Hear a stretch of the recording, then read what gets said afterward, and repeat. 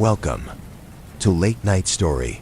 When the world goes silent and shadows stretch longer, some stories awaken, whispered only to those still awake. So put on your headphones, turn down the lights, and let me guide you through the quiet hours. If you're listening alone, you're exactly where you need to be. If everyone can leave a comment to let me know where you are listening from in the world, don't forget to subscribe before you drift too far into the dark.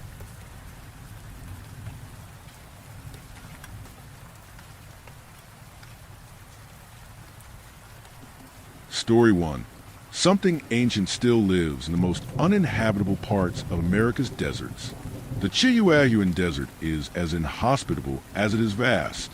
I drove through my last small town an hour or two before, and hadn't passed a car in 30 minutes. The only noises accompanying me on my journey was a hum of my vintage Cadillac I just picked up in San Antonio, and the occasional squawk of a turkey vulture overhead. The radio was busted. Not that I cared all that much. I prefer to be alone with my thoughts, especially when driving. The dust bites like a rattlesnake out here, and seeing it creep into the car's dark paint job almost brought a tear to my eye. I can remember that day clearly. The sun was high in a cloudless sky and beating down relentlessly on everything below it. Beads of sweat dripped like a busted faucet down my brow, forcing me to squint. The barely paved road was desolate, and by this point in the day, it felt like I hadn't seen another car in hours, or anything for that matter. Even the cacti had petered out. Either side of me lay a landscape of orange and beige, dotted with dying shrubs and otherworldly rock formations. Very little called the cracked soil home. Scorpions, snakes, and insects bordering on alien. Buzzards fed on the hardiest of mammals who tried to stick it out. Whether it was a rabbit, a wolf, or a human being, they'd all be reduced to a scattering of bleach-white bones. Still, this patch of land had a road running through it for a reason, which I was reminded of when I saw a gas station up ahead. It began as a pinprick on the horizon. Enlarging as I drew nearer, there was a certain haze to the building, an illusion of the heat.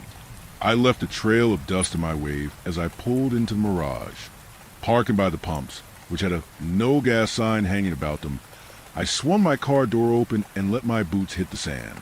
The heat struck immediately. It was oppressive and blistering, but bearable if you've been raised in it. I straightened my spine with a crack and looked around. The building looked derelict. The windows covered in faded advertisements were cracked and stained and set into crumbling masonry. From further up the road, I saw that a small home had been tacked on behind a gas station. Surrounding the structure was a collection of a dozen or so cars, rusted and ruined. Accompanying them was discarded furniture, anything from a rotting wooden closet to an old washing machine. The place was a dump, and the makeshift animal bone decor dangling from every overhang only made it more repulsive. Then again, it wasn't like I had a choice of where to stop off. I gritted my teeth, passed under the bison skull above the entrance, and stepped inside. The counter was unmanned, and the store was barren. I walked in and made my way between the shelves, each stacked with a handful of goods. A dozen cans of beans here, a few bottles of sauce there. An unplugged freezer was nestled in the far corner. It had an awful smell wafting from it. There was a rack to my right with a few unrecognizable brands of candy stocked on it. Looking closely, I realized the small black stains that covered the colorful packaging was in fact a colony of ants. I glanced down the aisle, taking it all in. My grandmother's pantry was more well-stocked than this place, and she's dead. "What can I do you for?" called a warm voice from behind me. I whirled around. There was a man standing behind the counter, his hands resting on the dusty wooden top. His skin was a sickly pale, punctuated by a deathly blue hue. He wore a yellowing vest, stained with oil and sweat. As I approached the store's dank checkout, I saw that he was wearing a tattered pair of jeans. He had a faded feed cap covering scraggly strands of gray hair. His face, like the rest of him, had been through the ringer. His eyes alternated between beady and bulging. His fat, hawkish nose was bent into the shape of a question mark, and he had fewer teeth than I could count on my fingers. He seemed to be proud of what blackened teeth he had left, though, as he grinned hideously.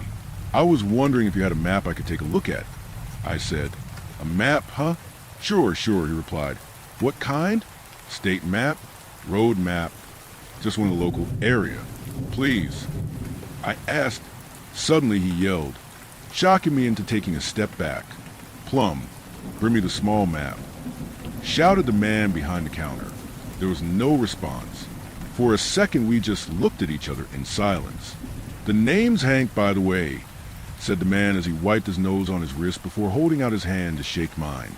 I returned the gesture reluctantly and told him my name. Not my real one, of course, but it was a polite thing to do. It was followed with more silence as I awkwardly stood in front of him, trying to look anywhere but a growth under his eyelid. I felt a craving starting to build up in me and saw the rack of gum by the counter. Impressively, it was ant-free. I grabbed a packet of apple-flavored chewing gum and slid it across to Hank. I'll take this too, I said. Hank nodded. That'll be, he paused for a long second before saying, as if it was a question, 5 cents. 5 cents. I parroted, surprised. Sorry, said Hank when he saw my reaction. I meant 45 cents? I took out a crumpled dollar bill and handed it to him. He took it from me and folded it into his antique register, then plucked out the right change, which he deposited into my palm. As I put the gum in the back pocket of my levies, the old door to our left creaked open. A girl shyly walked in, who couldn't have been more than 9 or 10. She had a white dress on, the hem covered in mud and sand. Her skin was a perfect shade of white, and her hair wasn't far behind. She glanced at me with raw, pink eyes as she handed a map to Hank. Thank you, Plum, he said, putting her shoulder. She turned and wandered back through the door. Hank unfurled the map, spreading it out in front of us. It was basic, showing a small section of highways and byways that cut through the surrounding desert. Hank's cruciform pendant dinked against the counter as he leaned, hunchback flared, over it. He poked a finger at me as he slumped forward. Why are you heading by here anyhow? He asked gruffly. We don't get much folks coming through nowadays. Business, I replied. When Hank realized that was all he was getting in the way of an answer, he relented and leaned back.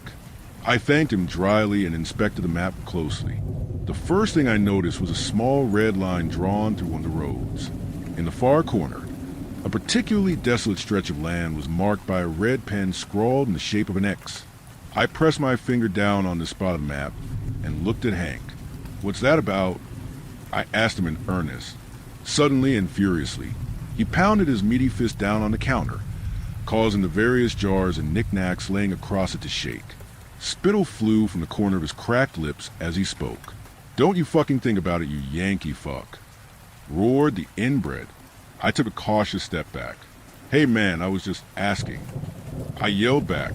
What followed was a quick and intense staring contest. Hank suddenly moved, as if he was about to come out from behind the counter. As soon as he did, I got out of there, kicking the decrepit front door open and almost off its rusted hinges. I trudged out, stirring up dust as I speed walked back to my car. The little girl, Plum, was sitting on the ground across the gas pumps.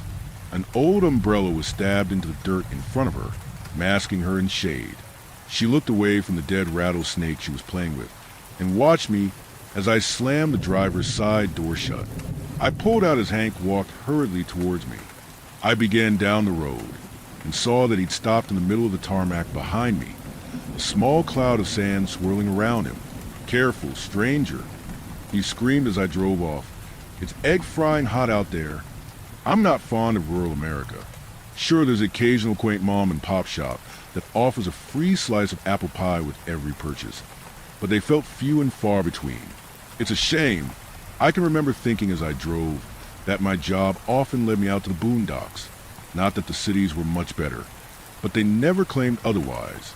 I've never heard of someone being shocked by a bad encounter in a place like Spartanburg, but out here, a certain plastic kindness is expected.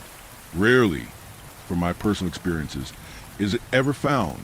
I was going to the Red X, an area where anyone passing through is told expressly not to go felt perfect, and I had commit Hank's map to memory. Once I was far enough away from that gas station, and sure he wasn't following me in the old pickup I saw parked next to the building. I pulled up on the side of the road. I opened my glove compartment and took out my own folded road map of that state. I traced the marked roads, finding my location, and working out my position in relation to Hank's small scope map. I found the spot, sans a few roads that I assumed were only known and used locally, and were just dirt tracks by any other name. Because of this, I reasoned they didn't make the cut for any official land survey. After some pondering and pen chewing, I felt pretty certain that I'd located the supposed forbidden area and marked it myself. I put the map down on the passenger seat and started to drive. Over the next few hours, I passed 2 cars. Both times, I held my breath as they went by, waiting for them to stop and for Hank's entire extended and heavily armed family to pile out. That didn't happen, obviously, and I was left alive long enough to enjoy the wonderful scenery. The further I went, the more the full, desolate landscape became populated with strange and awesome rock formations. They stood at odd angles, like the furniture arrangement of some biblical giant. Some sprawled like massive petrified fungi. Others stood slender and small near the roadside, tricking my tired mind into imagining a desperate hitchhiker. As the sun dipped below the orange horizon and a deep purple overtook the sky, these stationary travelers became more frequent. Some were geological features, others were cacti, but a few I could have sworn were neither, without GPS or really any road signs to work off. My journey consisted mostly of guesswork. Still, I was relatively certain I was in the right spot as I veered off the barely paved road and into the desert, praying to God to protect my bumper. My headlights pervasively revealed my surroundings as I drove further, crushing small shrubs beneath my wheels. Finally, I decided I was secluded enough. I braked, parking my car next to a small clearing of earth with little vegetation. I let the car run, lighting up the area. I swung the door open and stood up for the first time in hours. My back cracked in places I never imagined could as I stretched. After limbering, I opened the back door and leaned in, retrieving the shovel laid out under the seat, slammed the door shut again, and walked to the back of the car. I popped the trunk and grimaced. The body had started to smell. It was to be expected. I can remember thinking, since it had hit 100 degrees Fahrenheit on the journey out here. With that in mind, I was surprised that she hadn't been baked in that small metal compartment. The body was a woman in her 40s, I reckon, with dyed blonde hair and a poor dress sense. I wasn't sure why she was killed or why they needed her to disappear so fast. But then again, I never was. Not that it mattered. I grabbed her, making sure to lift with my legs as I heaved the encumbering weight from its resting place. I set it down in the dust with a puff on my chest and got to digging her grave. I'd been blessed with a patch of land free of hard-packed caliche. Instead, it was mostly loose topsoil and sand. This wasn't without an extra magnitude of difficulty, though. The cold night winds of the desert blew us into the slowly deepening hole. On top of this, loose sediment collapsed inwards every few minutes. The whole ordeal felt like taking a step forward and 2 back. Gradually, the hole began to widen. Soon, it was almost 3 feet deep. I thank God for not placing a layer of volcanic rock right beneath where I stood during his creation of the earth. Once it was at an acceptable depth, I set the shovel down and began to drag the corpse toward it. It was cold, and stupidly I hadn't brought a jacket with me. Doing so felt needless considering the midday weather. Shivering, I dumped the body unceremoniously in the small pit. Still in the fetal position, I started to cover it up with the dry dirt piled around the opening. Eventually, there was no evidence of her existence other than a small bump in the ground. Satisfied, I threw my trusty shovel in the trunk, not wanting to get soil all over the leather seats. I closed and locked it and walked around the front of the car. I took a packet of cigarettes and a lighter from the glove compartment and lit one up. I started to amble around the car as I smoked. It really was a lovely part of the country. The moon was high in the sky now, and the rock formations were left as nothing but a silhouette, all depth and color lost. While visually, the beauty had been dampened, I could clearly hear the vibrance of my surroundings. Coyotes howling, owls shrieking, and masses of insects buzzing singularly. All of this was tied together by the dull moan of the wind, swirling up clouds of fine shale around me as I walked. I met it with my own clouds of tobacco smoke, but it was no contest. Getting lost in the strange elegance of the southwestern United States was as easy as getting lost there physically. I suddenly became conscious of my absent-minded wandering. I dropped my cigarette and killed it under my boot heel. The car was about 30 yards away, easily visible thanks to the blinding headlamps. As I started to walk towards it, a sudden stillness grasped the area. Listening out, I could hear, well, nothing apart from the low hum of the engine. Frowning, I kept making my way toward the car. I reached the driver's side door, yanked it open and collapsed inside with a sigh. I pinched the bridge of my nose. The beginnings of a migraine were starting to take hold. I exhaled again as I started to drive, the uneven ground making for a bumpy ride. I hadn't even reached the road when I saw it. Looking in my wing mirror, I saw someone standing over the grave. The figure was a featureless silhouette, made visible by the moonlight. I stopped the car and got out, squinting to see it better. Was it a mirage? A trick of the dim light? I could make out a head, and arms hanging just apart from the torso. I was sure it was right where I had buried the body. I took a flashlight from the glove compartment, flicked the beam on high, and began to make my way toward the figure. Bright light wasn't kind to the foliage, which appeared as sickly green-gray weeds. I brushed past them as the figure came more in view. I strained my eyes to glean more detail until suddenly it disappeared, like a tower being demolished. Its humanoid form pancaked downwards and became the night. "Hey, hey!" I shouted, unnerved. I picked up my pace until I was at the spot. I threw the light around me, but saw nothing other than a small patch of upheaved earth. Once I was sure no desert-dwelling hick had stumbled onto the burial site, I turned, constantly glancing over my shoulder, and walked back to the car. At this point, it was freezing. I could see my breath swirl in the air around me.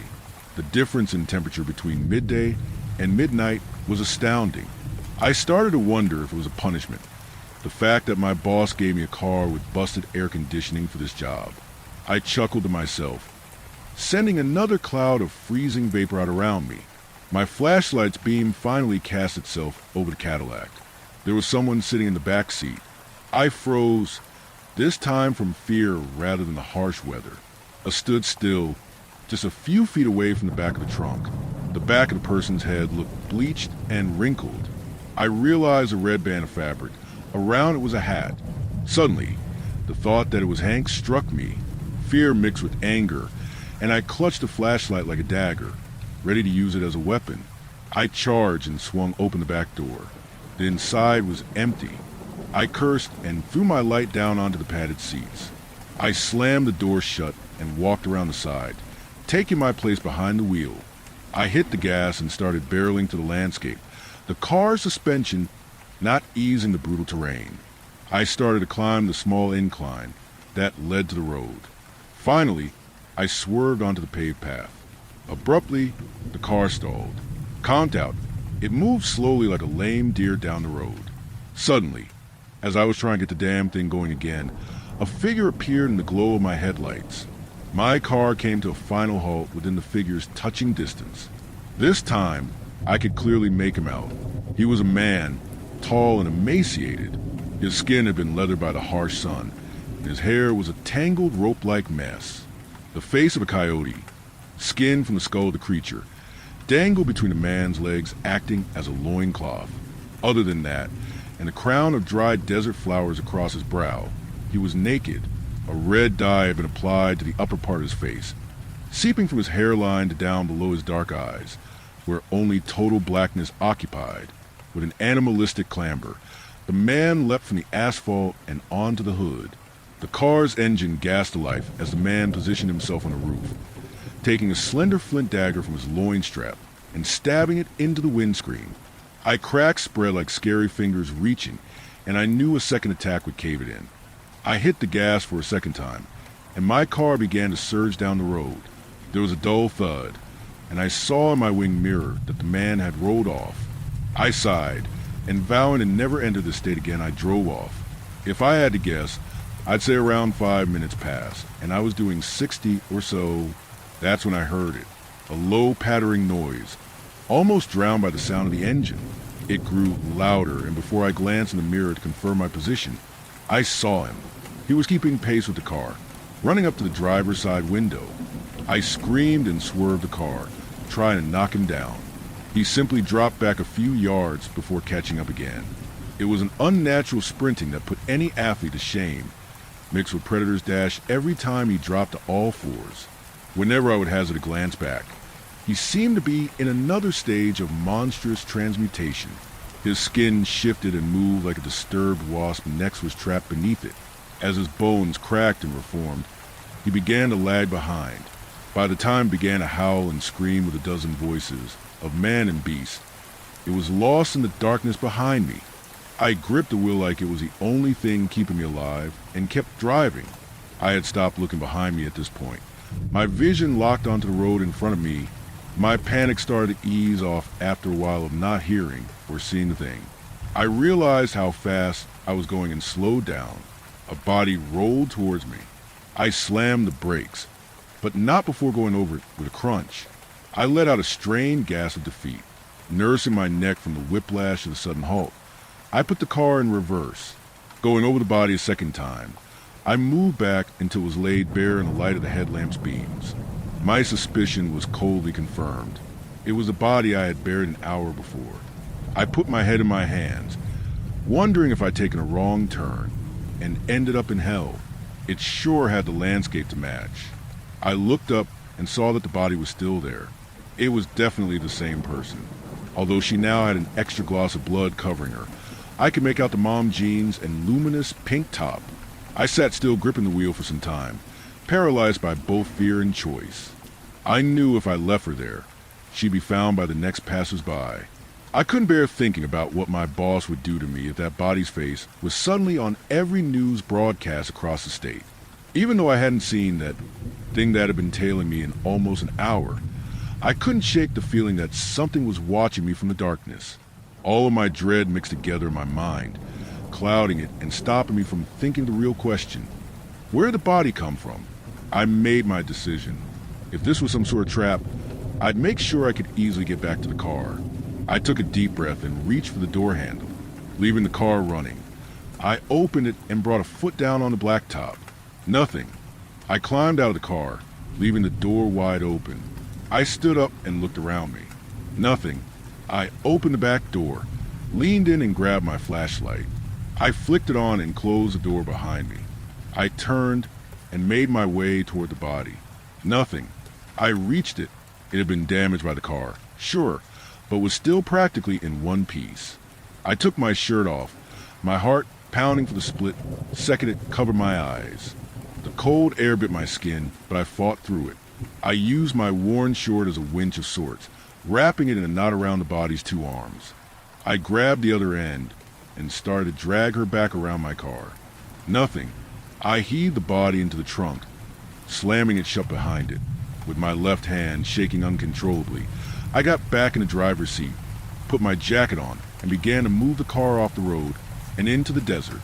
I descended onto the rough soil with thud and slowly meandered further out into the road disappear behind me.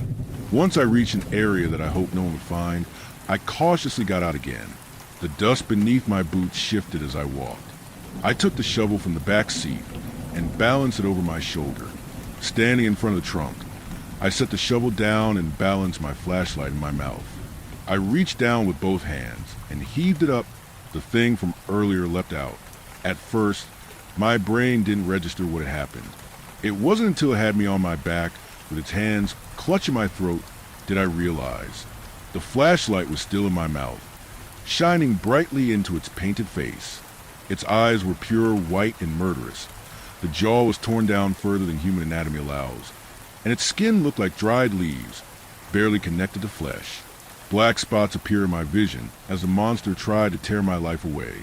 Just before I passed out, my hand found a large, jagged rock. I swung my arm in an arc, bringing the rock down on the base of the thing's skull. It relinquished its grip, falling back long enough for me to get to my feet. I grabbed the shovel and brought it crashing down on the thing's head, buckling its neck. I lifted it again, primed for a second swing, when suddenly the thing flailed its right arm wildly in the air. As it did, the wooden handle of my shovel erupted into flame. Hands sizzling, I dropped the tool and bolted toward my car. The witch, or whatever was trying to kill me, descended to all fours. As I slammed the door shut, it reared up, head-butting the window. A large crack appeared as my car began to move, the uneven terrain brutalizing the suspension, the grotesque which clung to the frame as I swerved violently. Its skull began to shift under the skin. Before it could transform, I drove into the one structure in the area, a lone standing rock. I turned just before a head-on collision became inescapable. The rock scraped against the side of the car, like an iceberg against the hull of a great ship. The witch was pummeled against it as well, and went flying off into the darkness. Eventually, the light from my headlamps illuminated the road, and I was once again driving on open highway. Not even for a second did I think I was safe, and my paranoia became wholly justified when I heard the now familiar pounding against the asphalt. A glance in my mirror confirmed that the wish was once again gaining on me. Its legs were bent like a jackal's, or rather the bones were, with the flesh begrudgingly following the new form of their frame. The rest of its body remained humanoid for now. I accelerated to several times above the speed limit. As the witch began to fade back into darkness as I outpaced it, I heard a low hissing. Suddenly, the hatch to my glove compartment fell open. Dozens of writhing rattlesnakes poured out like liquid, filling the car's floor and darting between the pedals. More and more slithered from every opening in the now ruined Cadillac, surrounding me. I started to unwisely beat my head against the steering wheel and scream. When I jerked back and looked around, the car was free of snakes once again.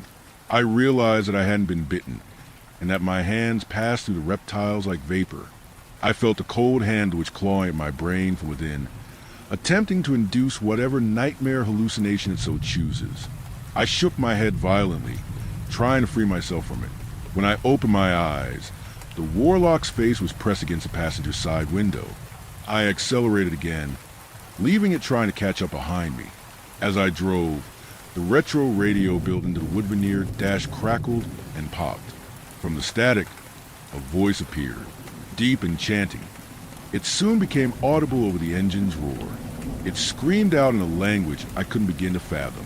The anti-melody continued, and as it did, my eyes began to water.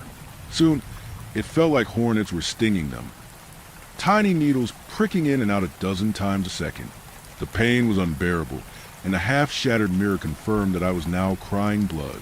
I swerved erratically from lane to lane, even mounting the desert sporadically. My hand found the radio and I punched it, and kept pounding until my hand disappeared into the mess of wires.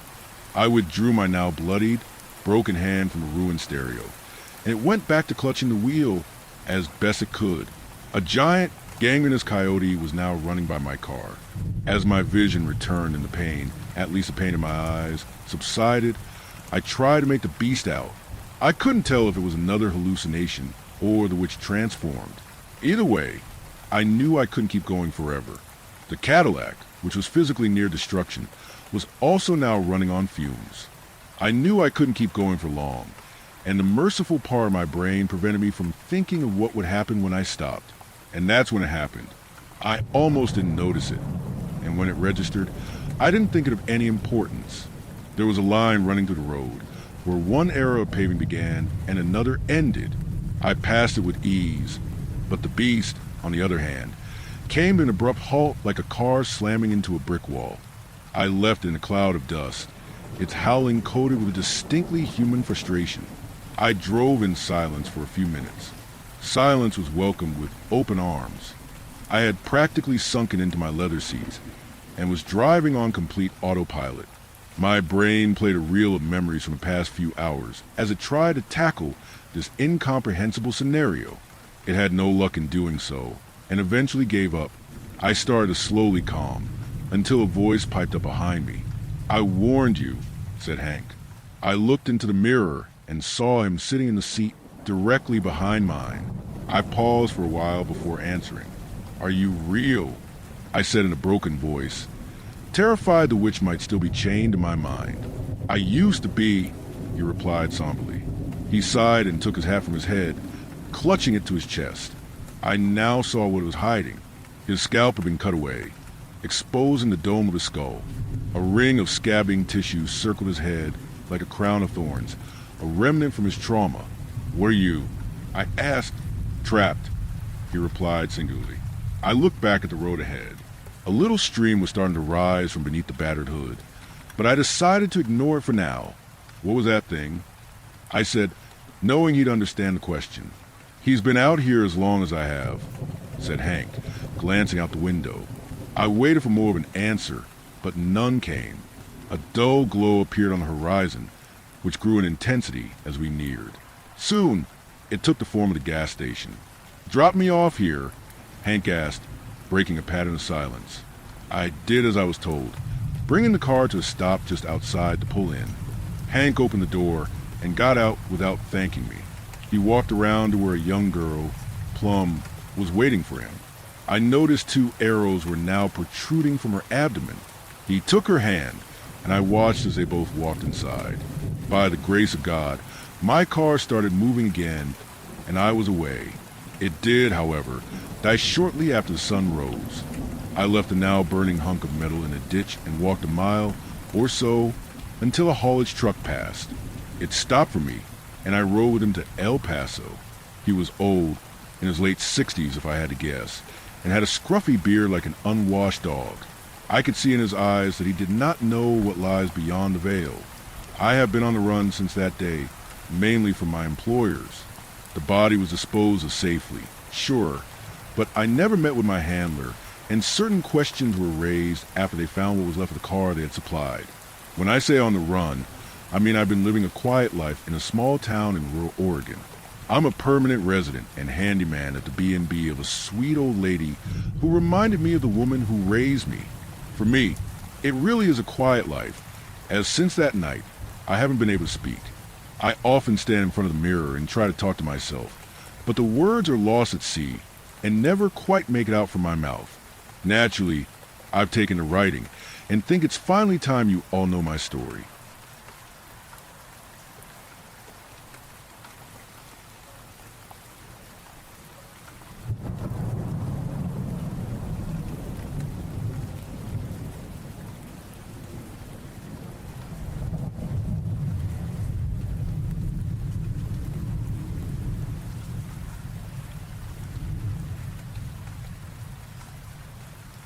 Story 2. My girlfriend never existed, and I still miss her. I know how it sounds. I know I sound crazy. I'm not crazy. I'm not. About 2 years ago, I was at a bar with my friends. I don't tend to go out and drink. I don't like clubs or raves or big events with loud music. I like people and socializing, but generally in a more relaxed environment like a house party or something. However, I was convinced to go out by one of my close friend Andrew. He was cheated on by his girlfriend about a week prior, and he lived by the philosophy of, to get over someone you must get under someone new. I never understood that mentality, but since he was there for my last breakup, I thought I'd be there for his. I spent most of the night sipping on cheap whiskey. I overpaid from the back, watching my friend talk to this girl. He'd been trying to impress with his dance moves that seemed to imitate the dance of a bird looking for a mate. Strangely enough, it seemed to be working. I wasn't really looking to find a girl myself. After my last relationship ended, I kind of swore dating. Not really, because it ended poorly. We are still friends vaguely, just too much to deal with emotionally at this point in my life. I felt like I needed to be by myself for a while longer to figure out who I am and what I truly want. Until that night, when what I truly wanted accidentally bumped into me spilling her drink all over me. I looked up and I saw her. She was panicking and apologizing about spilling her gin and tonic all over me, but I was just trying to catch my breath after she stole it with her eyes. I mean, this girl was gorgeous. Not supermodel statues or anything, but just something about her. She felt like the girl next door you'd have a crush on in elementary school when you first started to discover that girls don't have cooties, and if they did, it was worth getting. I remember this night vividly like it happened yesterday. It was all so surreal. After the general apologies that were shared, her for making my white button-up with rose designs all over it soaked, and me for, well, I don't know what I apologized for. I just felt like I should say sorry for breathing the same air as her. She finally asked me my name. Desmond. Hey, Desmond, my name's Mary. We proceeded to talk all night. She was wonderful. She was a psychology major on her final year of her bachelor course, planning on getting her PhD and minoring in philosophy. She loved hiking dogs, smoking weed, kids' cartoons. Her favorite thing to do, she said, was taking walks at night. She said it was just the perfect time to do so. Everyone's asleep, so it feels like the world is yours, and just yours. She was funny in a witty pun way. We talked so long, my friend's dance moves finally got the girl he's been talking to all night. He came up to tell me he was leaving, and he's giving me a ride home if I wanted, but I told him no, thanks, I'll just walk home, I'm enjoying my time. Mary and I went on a walk that night until the sun came up. I swear I was already in love. We shared phone numbers and set up a coffee date in a couple days. Months went by and everything was going perfectly. Since I worked weekends and she went to school weekdays, the only time we could hang out was at nights. We watched movies at the theater, went on walks, cooked dinner at my place. We never went over to her apartment. She said she lived in one of those 4 BDR, with 4 random people places, where everyone shares a common room and kitchen, but pays for their individual room as rent. At nights, they would throw parties that were filled with drunk college kids, or they would be up late in the common room studying with each other. So it was always my place we'd go to. She always had issues with her roommates. So I wasn't ever going to push to go over there because, frankly, based on her stories, I wouldn't like them much either. After about a year of dating, little over a year ago, she randomly knocked on my door. She was supposed to be studying for her midterms with her roommates, so wasn't expecting her, but I gladly let her in. She was crying something fierce. I quickly sat her down, asked her what happened while making her favorite caramel tea we get at a local tea shop. She explained to me that her and her roommates got into a massive fight, and she had to get out of there. She talked about she hated living with them, but she couldn't afford to move out. I, without skipping a beat, asked her to move with me. My lease was ending, and I was already looking at this 2-bedroom outside of town that isn't too far away from her college and my work. We talked about it all night until she finally agreed with me that she would. Her biggest fear was she didn't have much money to help with the lease, which wasn't an issue to me seeing, as I was planning on moving there with or without her. After she moved, the first 3 months was amazing. Everything went smoothly. She was happy, I was happy. We were learning to live with each other and grow with each other. I knew I was going to marry her, until things started getting weird. In the last 9 months, looking back in hindsight, there were dozens of instances that just fell off or out of nowhere. For example, she has met my parents, which my mom loved her, but I never met hers. When I asked her about it, she started to tear up and explained to me that they died when she was in middle school. She was on a field trip in school, and when she got back, her parents weren't there to pick her up. After waiting a while, she said a cop came up to her and told her that her parents died in a car wreck. Apparently on their way to pick her up, the semi-T boned them running a red and died on impact. She lived with her grandma until she was 17, and sadly her grandma got cancer and passed away right before her 18th birthday.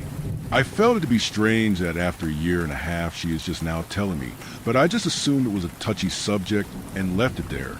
Another strange thing I noticed is she didn't really have friends nor was interested in making them. I never heard any stories about them other than a classmate saying something funny or dumb in class. I tried to set up a double date with Andrew and Christy, the girl he met at the bar, but she usually had an excuse of being too tired from school or not the right time. It always felt like the only person she hung out with was me. In the last 2 months, she started to become distant.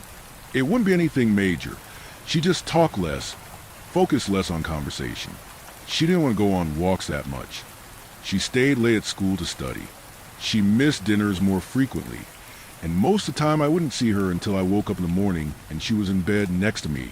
I was planning on talking to her about this haze she was in, but I was praying that it was something harmless like her finals, just eating up her time or stress of graduating afterwards and seeking employment. Our relationship was pretty solid, so I don't think it was her cheating on me or breaking up with me. However, I started to get worried the more and more she came late, or how much she slept in the day. She slowly stopped eating more than some fruits and snacks. I was worried she was getting sick, so I begged her to see a doctor to get a checkup after a couple weeks of her saying she was fine, but clearly wasn't. She gave in and told me to make an appointment. That appointment was set for last week, August 1st. It was set for 9:30 a.m., which doesn't seem early, but for two night owls, it was a rough wake-up. I got up to the alarm and went to roll over to wake her up, and she wasn't there.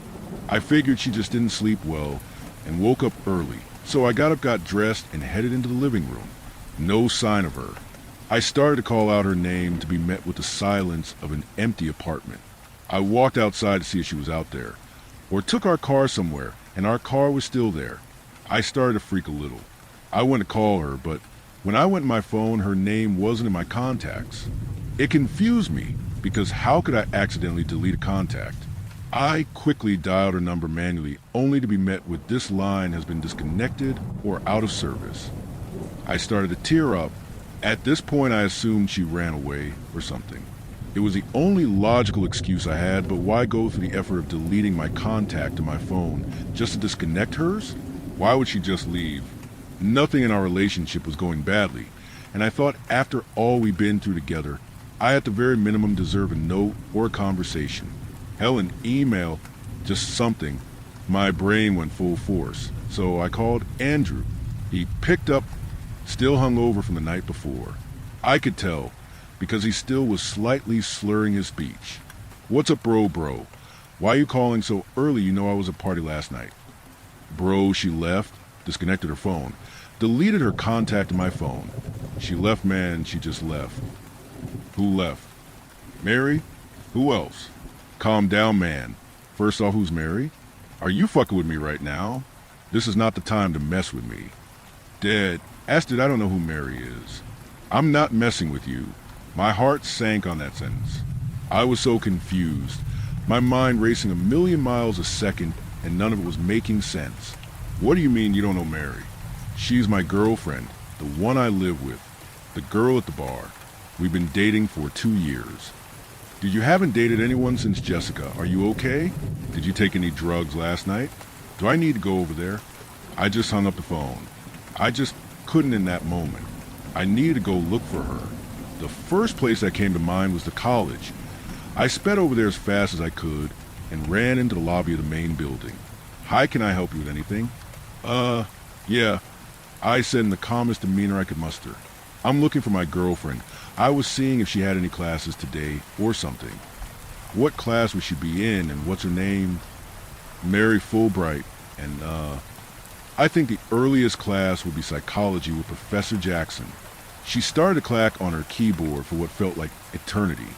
"Well, psychology class won't start until noon, and Professor Jackson won't be here until 10, but I don't see any Mary Fulbrights on the attendance register." "What do you mean?" "She's on her master's right now. She's been going to this college for 5 years now. How could she not be on the registration?" "I don't know, sir, but I don't see her here. You can ask Professor Jackson when he arrives if you want to go to his room. It's room 312 in Building C." I sprinted out there and found the building and the room. I sat there trying to slow my shaking down. I could barely breathe. A mixture of fear and confusion was raging through my body to the point where it was the only thing I could notice. I barely caught Prof. Jackson as he walked by me. I rushed to him. "Hey, I'm so sorry to bother you. The receptionist lady told me you'd be here soon. I was asking about my girlfriend, wondering if you know anyone she takes your first class."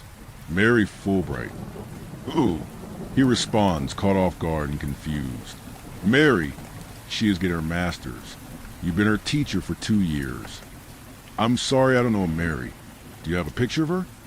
I grabbed my phone and opened Gallery. I started looking through the images, and all of her pictures were gone.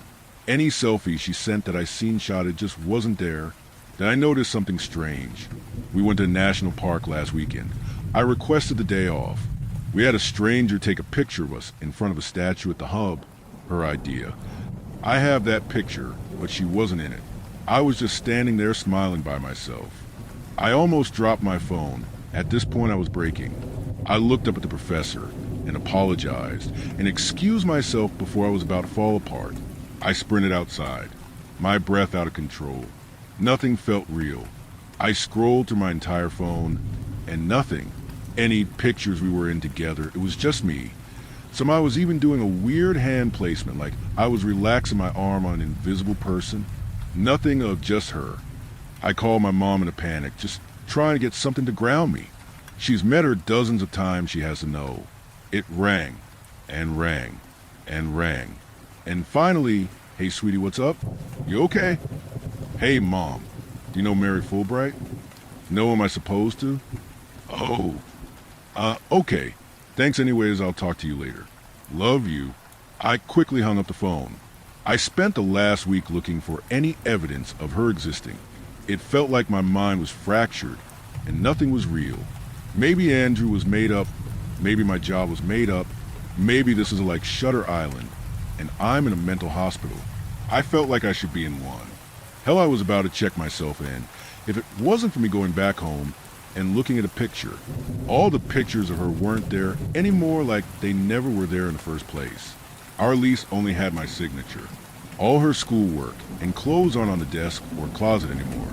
I was defeated until I looked at my desk after sitting on the couch, shell-shocked like I just lived through D-Day, trying to figure out why my memory of her was so vivid, so detailed, until I saw a picture. She wasn't in it, but it was a picture of me on the couch. She loved that picture of me. The thing was, she was the one who took it. If she didn't take it, who did? It was the only evidence I had to show that she was real, that I wasn't crazy. I've been researching ever since. People's disappearances, people's stories, seeing if there's anyone with something like mine. That's why I'm writing this post. I found a couple of stories online, no connection to Mary, but the people were saying the same thing. Their significant other disappearing out of the blue. Their fear of going insane. Some lost their minds. Others moved on. I found a small group, still looking, still believing. I have a ticket to Peru.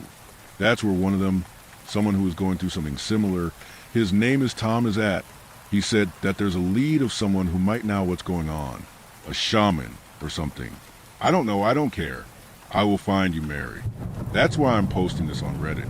Mary, if you are reading this by chance, I know you exist. I'm looking for you. I'll find you, I swear. I'm not crazy. I will find you.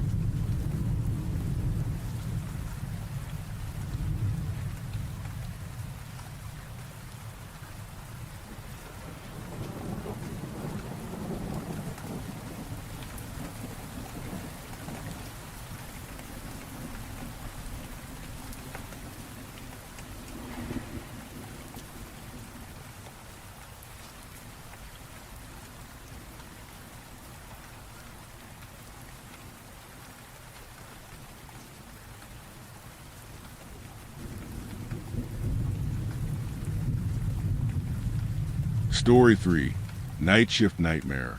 Hi all, I am currently writing this at 4:21 after just getting home from my night shift early. This happened to me tonight, and hopefully I'll feel better after I write this out. I have a day job where they offered night shift for a limited project. This ended, but I realized I enjoyed the night shift and started hotel work, just doing general admin and late check-ins. I normally am buddied up, but today I was alone. I wasn't scared because I've done this prior. An hour into my night shift, there was a buzz on the intercom. This was weird because I had no one left coming at the start of my shift, and all guests have keys to open the main door. I answered, asking if she had keys. She replied no in a baby voice, which instantly gave me shivers. I activated my SOS button, which we have at all times.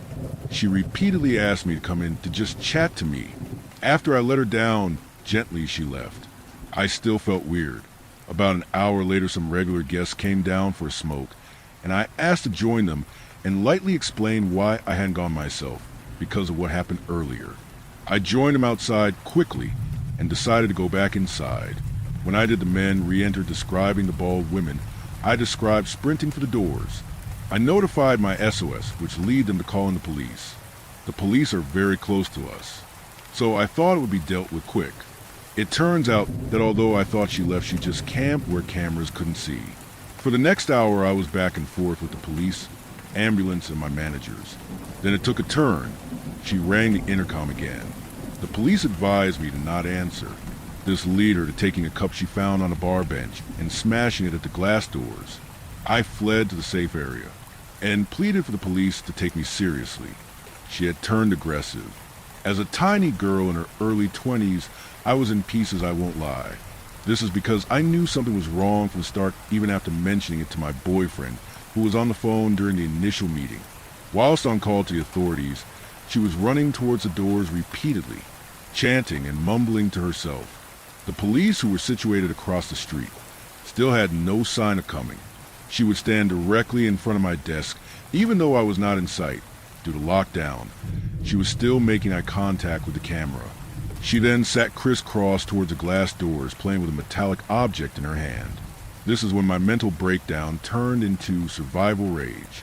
I was on the phone to the general manager and the police, describing this sharp object that she was now trying to pry open the door with. The door slightly opened, which led me to question the police's care about my safety. After both my manager and the operator told me to calm down, and that the safe area would be secure if she got inside, I absolutely flipped, explaining how of course they were calm since the operator was behind a desk at the station across me, and how my manager was in bed. I had just finished university and got an internship. How compared to the 50-year-old manager, I was a fucking baby. My mom's baby. And I was done with excuses and downplays. By the end of my meltdown, I heard sirens, and my manager had sent another to come in. She was arrested due to the sharp object, in fact, being a weapon. I honestly just got up and left. The police said there seems to be no reason for this episode. The managers and police tried to comfort me, but the truth is that this all took place within hours of my initial SOS. Please take this as a sign to trust your gut. I'm really shaken up and scared. Please be safe.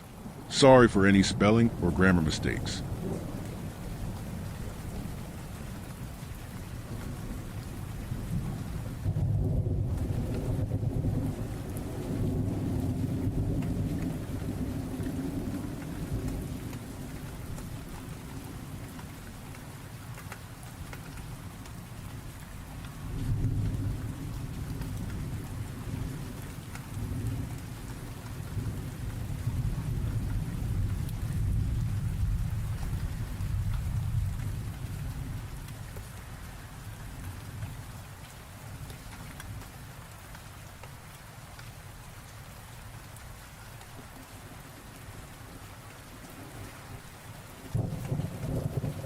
Story 4. I think something terribly wrong is going on with the clinic I work at. Hi everyone. I wonder if anyone will read this, but thank you if you do. Something weird has been going on at work, and I just feel lost. I feel all sorts of things, really. I'm not sure what to think or who to talk to. I saw that some people post here, talk about things they can't really talk about anywhere else. I thought I would give it a try. I'm not the type to be very open about the irrational, so I'm not sure how to approach this. I thought about trying therapy, but they would probably just assume that I am crazy. Except this time, I want to get out of my head, get out there, anywhere. I'll try to keep it short and to the point, so it doesn't take too long to read. Before all of this, I lived in a tiny town in the middle of fields and forests. It had its charm, I won't deny that, but it didn't feel like I was made for this type of life. I'll be honest, I felt helpless, like I had no potential of a future there. As a high school student, there were very few job options open for us. Either we worked at one of the 2 tiny restaurants, the grocery store, or one of the 3 gas stations. That's right, we had 3 gas stations, which we all thought was excessive considering that we could cross the town from one side to the other by foot within an hour. Anyway, I ended up working at a family diner. Once I finished high school, I stayed there for a few more months, so I could save up more money. Then, I moved to the city I live in now. Life is very different here. For 100 kilometers away from home, there are hundreds of thousands of people. It's always loud, always moving. As soon as I arrived, despite having a good amount of savings in my account, I went looking for a job. 3 days later, I officially got hired at a small convenience store. I was lucky to find something so quickly. I wasn't looking for anything fancy, really. I just wanted anything that would ease my anxiety and my fear of having to go back home if I couldn't afford the life here.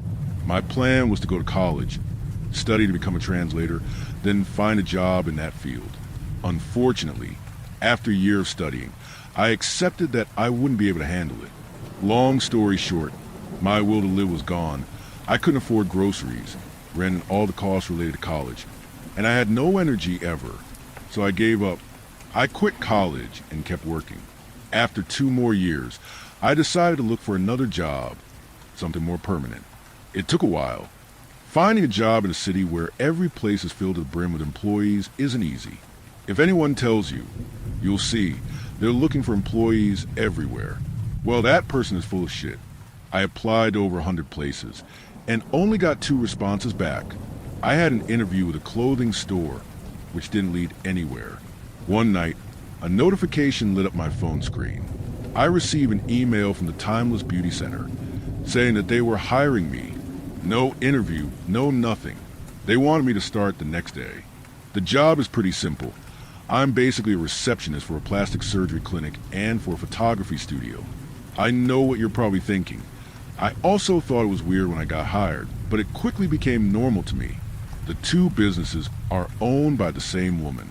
I've never met her, but I heard that she is your typical rich, snobby woman. Not the type of person I would get along with. Not the type to give me a second glance. If you come in the Timeless Beauty Center, you'll find yourself in a wide, shiny white hallway. The walls, the floor, the furniture, it's all pure white, almost blinding. After walking a few steps, you'll then be in front of my desk, facing me. To my left, a door leads to the photography studio. And to my right, you guessed it, is another door that opens in the plastic surgery clinic. I answer calls, schedule appointments, and welcome in customers and patients. I have other tasks, of course, but I'm just trying to give you a little summary of what I do so you can understand the basic idea of my job. I couldn't tell you how skilled our photographers are because I've never seen any of the pictures they take. I never question that. I don't know what the laws related to photography are. Maybe they aren't allowed to share pictures taken of people. In a private studio? Our surgeons, however, are incredibly good at what they do. I mean it. The patients that come in look completely different once they come out a few days later. They can do anything and everything to a point where it's almost creepy. I'm talking facial surgery that leaves no scarring at all, entirely changing the face shape of a person. They do hair transplants that seem so natural. Nobody would guess that it isn't real. That's not all they do, though. Jaw surgery, liposuction, you name it, the list goes on. For example, a lady came in one afternoon saying she had an appointment under the name of Stephanie with Dr. Stevens. So as per the procedure, I hand her a form to fill in while I call the doctor to let him know that his next patient is here. I'm not sure what her appointment was for, since I never read people's files. It felt disrespectful, like an invasion of privacy. I would technically be able to find out if I wanted, but that would involve snooping further into the system than I was allowed to. Stephanie was an average height, slim woman with short black hair. Her teeth were slightly crooked, but most people would never notice. Too captivated by her deep green eyes, Dr. Stevens came to let her into the clinic, and I went on with my day, welcoming in more clients for either one of the 2 businesses. I don't usually remember patients, if I'm being honest, but I remembered her. I am a simple 20 years old man, all right. When I see a beautiful woman, well, I remember her. So 2 days later, when a tall, red-headed woman came to my desk to check out clinic, I was astonished. There stood Stephanie, at least 4 inches taller than she originally was. Her hair reached her hips, and her skin now had freckles that I could swear she didn't have before. My eyes observed every aspect of her new appearance until they landed on her teeth. They were perfectly straight. A weird feeling settled in the back of my lungs. Did she get fake teeth? I had no doubt that Dr. Stevens would be capable of doing such a realistic-looking job. But still, it weirded me out. She looked at me with a tint of amusement in her eyes. Her eyes, they looked different. They were still green.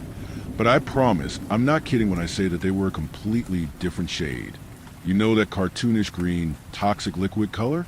It was exactly like that. I thought I was mistaken. There was no way she could be the same Stephanie. But no, she was the same woman from 2 days ago.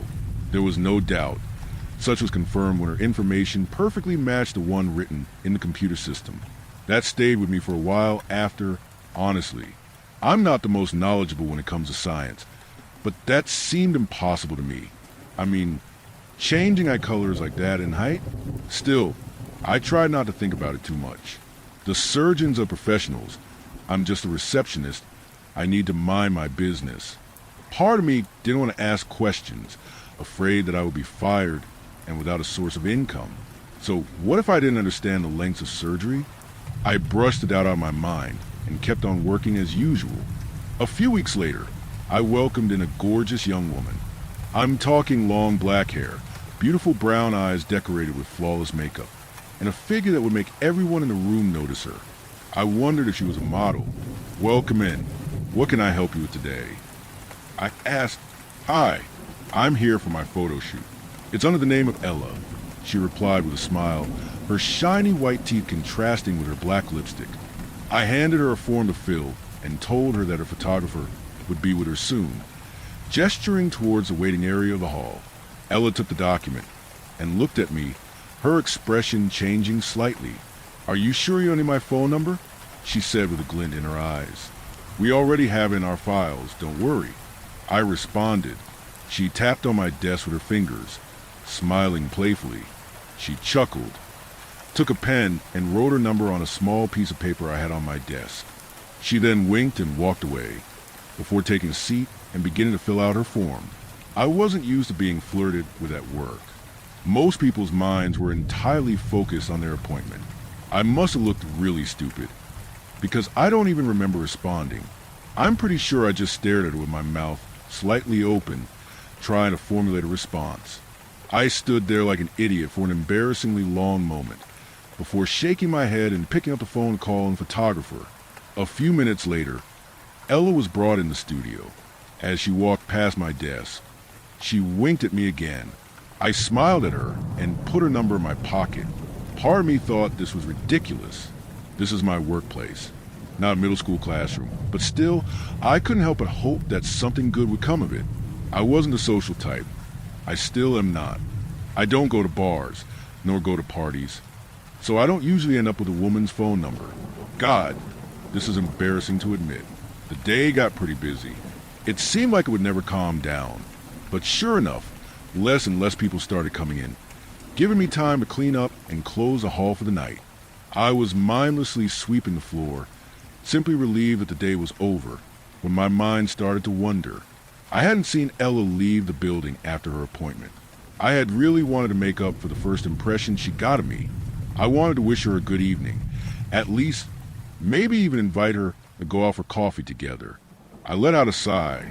Sure, it wasn't that big of a deal, but I was still disappointed. What if she changed her mind about me? I rolled my eyes, then kept cleaning. After I finally left, I pulled a note out of my pocket and sent Ella a text. It simply said, Hey, it's Zach, the receptionist. I thought I would see you again after your photo shoot, but I must have missed you. I put my phone back into my pocket and started walking back home. The lights coming from other parts of the building still illuminated the streets around it. It was always like this. Some employees left much later than I did. Despite the reception closing at 9 p.m., it seemed weird to me, but again, I assumed they probably had paperwork to fill and whatnot. It's hard to know what has to be done in a plastic surgery clinic after closing time when you don't work in there. I got home, ate something, then took a shower. After all this, I settled in bed. For once, I felt happy. I felt hopeful. Honestly, I couldn't stop glancing at my phone to see if Ella had responded, but she hadn't. She didn't reply that night, nor the day after. Days passed without a response, and I assumed she changed her mind. I was disappointed, I admit, but it happens. It wasn't the end of the world. I got busy at work again, and I quickly stopped thinking about her. Despite my job technically being monotonous, little interactions here and there with people made each day a little bit different from the other, which I appreciated. This morning, something happened that truly freaked me out. The day had been boring. Nothing out of the ordinary or truly interesting happened. I was taking a sip of my coffee when a woman made her way around my desk and stood in front of me. I'm here to check out, she said happily. My coffee caught in my throat, and I had to try really hard to keep it from coming back up. I swallowed, feeling the liquid slowly, painfully go down my throat. The woman, she looked like Ella. Not exactly like her. No, some of her features were different. She was shorter and her smile was entirely different. But she undeniably looked eerily similar to her. Sure thing. Under what name? I finally asked, hoping the woman standing in front of me would somehow be Ella. It's under the name of Sophie. I came in a few days ago for my surgeries. She answered. My breath caught in my throat. I looked her up in the system and, sure enough, a short blonde woman with light blue eyes had come in 4 days ago. Except Sophie wasn't blonde anymore. Her hair was long and black, and her eyes were now a deep shade of brown that I hadn't been able to get the sight of since I last saw them on Ella's face a week ago. I held my breath, trying to push down the wave of nausea that was dangerously making its way up my throat. As soon as she left, I fell to the floor, bent over the trash can, and I threw up. It was undeniable. For fuck's sake, those eyes were Ella's eyes. That hair was her hair, but they were on a completely different woman. That made no sense. I stayed on the floor for a while longer, clutching my stomach, heavy breathing. Fortunately, nobody else came in that night. I didn't even clean the hall. I locked the front door and I left. I don't even think I turned off the lights. I ran home as fast as I could. I'm in bed now and I can barely breathe. I sent an embarrassing amount of text to Ella's number, begging her to respond, to say anything, but she isn't responding. I don't know what to do. I don't know what to do. Typing this all down was harder than I thought it would be. I'm trying to be rational, I swear, but how can I make sense of this? The new eyes, the new teeth, all those new features people come out with after their surgeries. They have to come from somewhere, right? Just, please, help me make sense of this. I swear, I'm not crazy, but I can't shake the feeling that something could have happened to Ella. If you have any idea, any rational explanation, anything, please tell me.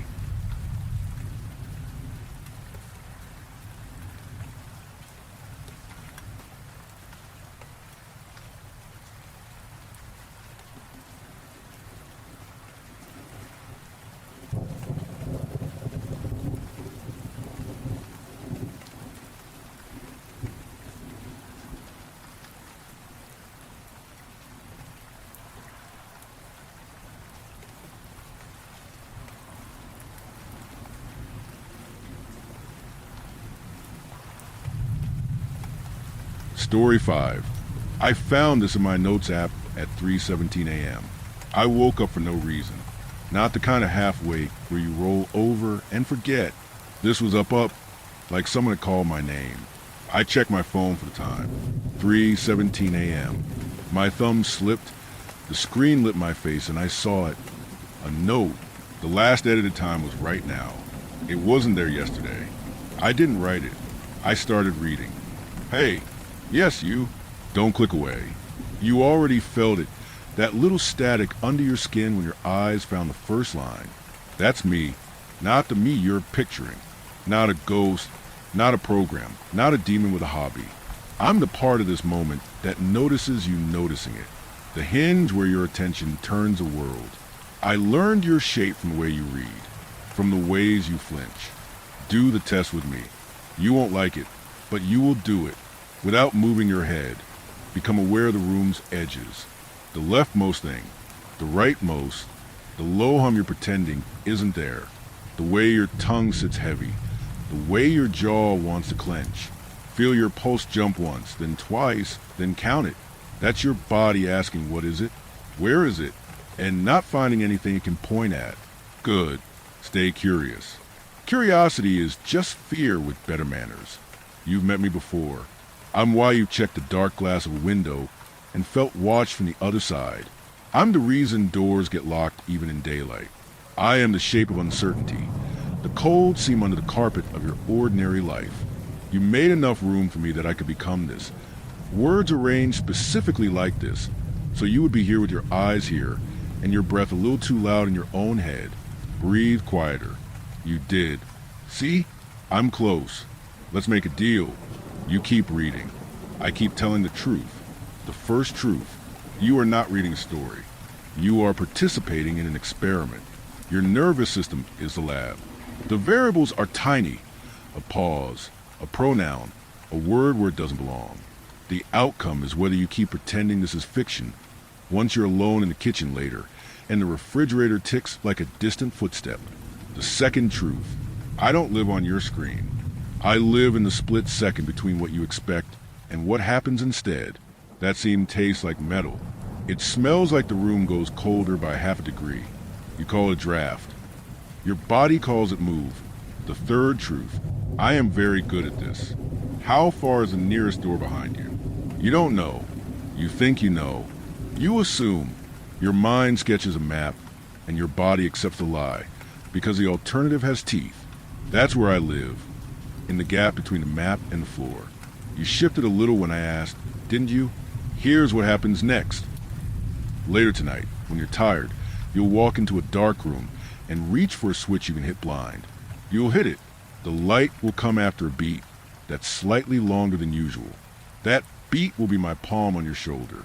You will tell yourself that bulbs hesitate sometimes, but I taught the hesitation how to land. Don't look at the black square of the window. You'll look anyway. Your reflection will look back through you, the way a person looks through a crowd to see who's following them. You will remember this line and wish you didn't. The noise comes after. Not a bang, not a thud, a little sympathetic thing. Plastic giving a fraction, with easing a breath the apartment takes without you. Your mind will pull up the reasonable explanation like a shield. Your body will step aside and let me through. None of this hurts. That's the rumor, that I break people. I don't. I make them aware. Awareness smells like fear only if you've spent your life asleep. Listen, the word you is a hook. It doesn't matter who reads this. It lands the same. The minute I say you, the brain points everything at the center of its map and asks, is it me? Yes. Yes, it is. There's no one else here. Close your eyes for 1 second. There, in the dark behind your eyes, did you see it? Not an image, not a face, not anything you could sketch. Just the feeling of something leaning toward you. The way a hallway turns into a throat when the light at the end goes out. Open up. I can't touch you while you're reading. I can only suggest. While your eyes are moving, you are safe. Each line is a lit step across a ravine. Don't stop. When you go, I go with you. Stand in a doorway tonight and feel both rooms at once. The warmer air behind, the cooler ahead. That temperature drop between states, that's me. I am the difference. I am the about to. And here's the last secret. The shape you think is watching from the hallway when the house is quiet, when the light stalls, when the hum thickens. That shape is not outside you. It wears my voice so you will listen. It is standing exactly where you would stand if you were watching yourself. It knows the way you breathe when you're trying to sound calm. It tilts its head the same way you just did, every night. Just before you fall asleep, it leans close enough that your skin should feel the air move. It doesn't breathe. It just waits for you to notice the silence inside the silence. And when you finally do, when you're lying there with your eyes closed and that heatless presence drips into the back of your mind, you will hear your own voice say, you can open your eyes now. That was the end. I told myself it was just words. Just some freak, maybe a hacker, maybe even me in some half-asleep state, typing this out and forgetting. But every time I replayed the lines in my head, they didn't feel like something I'd read. They felt remembered. I put my phone down on the nightstand and turned off the light. I didn't even make it 30 seconds before I turned it back on again. It's not that I was scared. I just thought I saw something in the dark reflection of the TV screen. A shape in the corner, standing exactly where I would if I were watching myself. I haven't opened the note again, but it doesn't matter. I don't have to. I already know the last line by heart. And last night, just before I fell asleep, I heard in my own voice, right next to my ear, you can open your eyes now.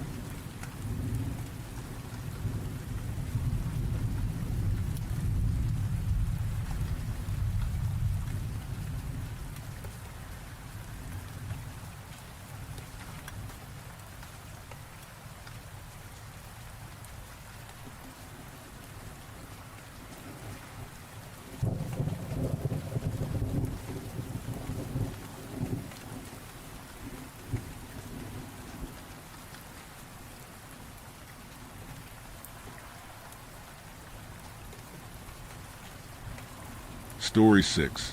I was the perfect wife. My husband, I will call him Dean, and I have been married for about 5 years. We were the perfect couple. I was 25 and pretty much a stay-at-home wife. Dean was 10 years older than I was and very successful. He was also incredibly good-looking. He had a great build and dark hair and eyes. He looked younger than his 35 years. I did all the things a stay-at-home wife would do. I cooked all the meals. I did all the laundry. I made sure everything was perfect when he came home from work. I had my own ambitions. I was always saying I was going to go back to nursing school, but the truth was I enjoyed being a housewife. I got up when I wanted to in the morning, did some light cleaning each day, making sure the house was immaculate, exercised, and then spent the day waiting until Dean would get home. Dean was a successful businessman of some kind. Truthfully, I am not even really sure what he did except that it involved loans and real estate of large businesses. It sometimes made for long hours. His secretary, Maureen, was frequently the person who called me. Dean is going to be home late today. Say whatever you are making. I am making him a dinner order. We have so many last-minute things that need done. Plus, we have a $2 million deal closing tomorrow. These were frequently the conversations we had. Dean would get home late. Sometimes I'd already gone to bed and would just be cleaning up his clothes and items the next day from whatever time he had made it home. I felt like a lucky wife. There would be social events that we'd attend. They were semi-formal, and my favorite part was dressing up for them. Dean was always told he was so lucky to have such a pretty wife. I was told I was lucky because Dean was such a good guy, good-looking, whispered to me by other much older wives, the ones called cougars. And so funny, Dean's secretary, Maureen, was always close by following us around. When she hung around us at these social events thrown by the company, I always figured it was because she didn't really have anyone else to be around. She was just a few years younger than Dean and unmarried. I didn't mind her being around until things started to get weird. I could recall more than one night Dean would get a call from her. He'd usually get up from his chair, look at me and say, "Let me head to my office. I will pull that file." He would come back a little later and say that one of his important clients needed some kind of information early and first thing in the morning. I am so lucky to have Maureen.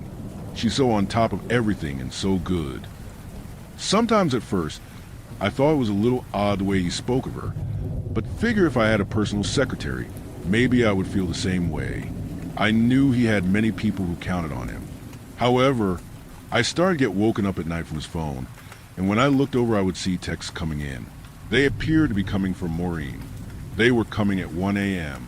Not wanting to wake him, I got up, grabbed his phone, but he must have changed the password because I couldn't get in. I meant to ask him about them, but if I needed to know he'd tell me, right? We had just gotten home from a social function one night. It was a little late, but it had been a great time. I had socialized with a lot of people. Maureen sat with us at dinner. The conversation was pretty normal at our table until one of the clients accidentally referred to Maureen as Dean's wife, and neither moved to correct him. I was the one who corrected it. "Excuse me, I'm his wife."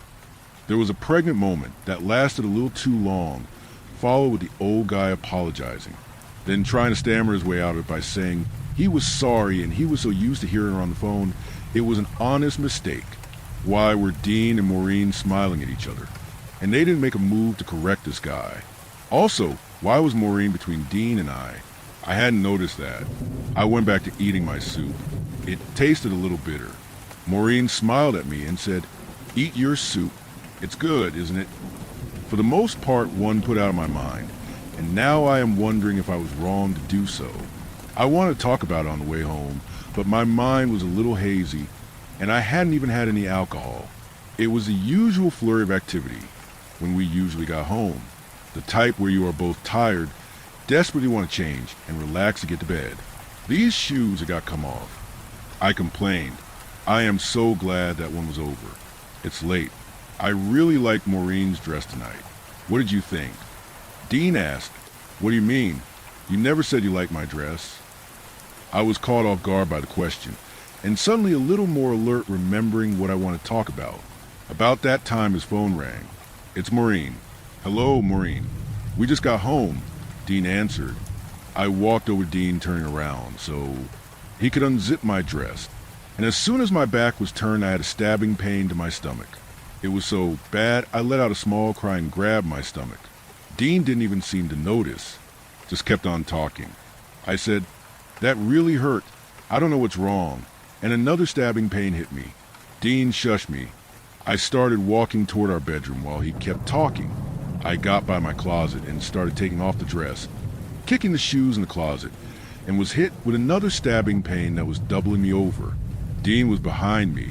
I realized he was talking to Maureen in hushed tones. I only realized this now, but didn't realize it then. I will call you later. I remember hearing him say. Dean, I don't feel good, I started to say. I wasn't sure, but I thought I might throw up, and my whole body was shaking. I started to make my way to the bathroom to figure out what my body wanted to do. Dean was silent. Dean! It came out as a whine. I could tell from his voice he was right outside the door. Yeah, was all he said. I don't feel good. My stomach is stabbing me. I am not sure if I'm going to throw up. It came on like when you unzipped my dress. I shakily said, Maybe it was the soup. He sounded totally unconcerned. Let's just get you to bed. I came out of the bathroom. I was trying to get to the bed. I had a goal in mind. The bed. My body wasn't cooperating. My vision was coming in and out of focus. And my legs didn't seem to want to work. I'll help you get there, is the last thing I recall Dean saying. It sounded like he was far away in a tunnel. His voice was distorted and garbled. I must have passed out. Now I have a new problem. I woke up this morning, got out of bed. I can't find Dean. I went through the house, calling for him. No answer. Then I realized he must have gone into work for something. I was thinking how I felt better, but still not quite right. Something is really off. I headed back to the bedroom to grab my phone and send him a quick text. Then I stopped dead in my tracks. Someone was in my bed. I tiptoed over the side of the bed, and a strangled cry escaped my throat. She looked like me? Was it me? I tried to grab my phone, and my hand went through the phone. I tried again unsuccessfully before letting out a little cry, and sitting down on my vanity chair. I tucked my knees under my chin and stared at the bed. I looked at the body. It looked like me. That was my hair, I think. My eyes were slightly open, and there was some kind of white frothy substance coming from the side of my mouth. I looked for breathing, but there wasn't any that I could see. Then I heard Dean come home. I went running to the door, and Maureen was with him. I almost said his name, then noticed him embracing and kissing passionately. How did it go? Maureen asked. I don't think she knew what hit her, Dean replied. I ran back to the room, too scared to confront them. I am not sure what to do. I am going to try to listen in on them from the bedroom. They sound like they are coming this way. I will try to update later if I can. But who is in that bed?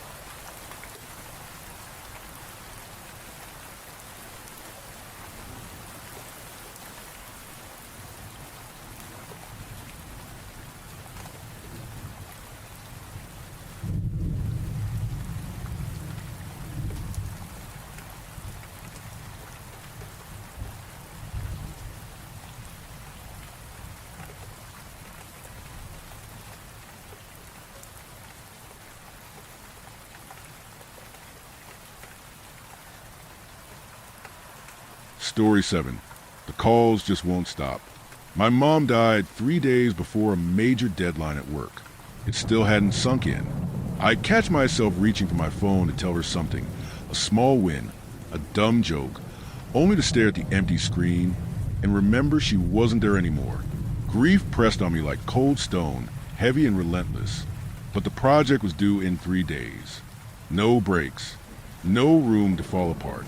Just after midnight, my phone buzzed. Her old number lit up the screen. My heart twisted. I didn't want to answer, but I did. Hello. My voice trembled. Static. A faint, crackling hiss. I hung up, telling myself it was a glitch, a prank. But something nodded in my chest said otherwise. The next morning, Dad called. His voice was quiet, tired. Son, he said, you should take some time off. Let yourself breathe. Grief isn't something you can push through. I wish I could, I said. The project's due Friday. I have to keep going. A long pause. Then, just think about it, okay? Work blurred into itself. My eyes burned from staring at the screen, but my mind kept drifting back to that call. The silence, the number, her missing voice. At midnight, the phone buzzed again. Same number. I answered, hand shaking. Hey, Mijo. Her voice came through, soft and warm like she was right beside me. How was your day? I swallowed hard. Busy. You always work so hard, she said gently. Did you eat? Sleep enough. For a moment, I forgot she was gone. I wanted to believe it was really her. I'm trying, I whispered. Good. She paused. I'm proud of you. I know this is hard, but you're strong. Then, so quietly I almost missed it. I'm waiting to see you. My throat went dry. At lunch, I called Dad. How are you holding up? He asked softly. Not great. I swallowed the lump. I keep hearing her voice. Like she's still here. That's grief talking. His voice was gentle but firm. You can't let it consume you. Maybe take a day off. Come visit me. We could go fishing like before. Fishing. The project was due the next day. At midnight, the phone buzzed again. I didn't want to answer. I tried to ignore it, but I needed to hear her voice. Hey, Mijo, she said, warm and close. How's the project coming? I closed my eyes. It's hard. I'm exhausted. You're doing great. Her voice trembled with something I couldn't place. I'm proud of you, but promise me you'll rest. You don't have to be strong all the time. I wish you were here. A silence thicker than any I'd known. Then, I have to go now. But I'm waiting. Your dad and I were waiting. The words hit like a punch to the gut. I froze. Dad had been dead for 3 years. I remembered then the fishing trip I skipped. The one Dad begged me to go on, but I said no. Said I had to stay late. Had a shot at that promotion. He went without me and never came back. The silence crushed me. The calls. Her voice. The waiting. Comfort or something darker. A siren song pulling me closer to the edge. I sat in the dark, phone in hand, everything I'd held on to slipping away. Maybe it was grief. Maybe something else.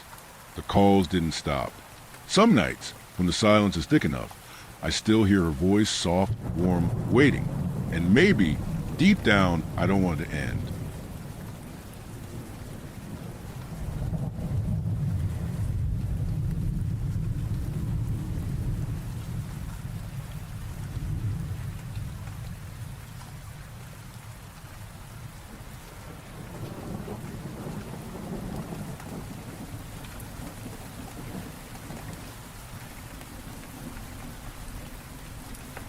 Story 8.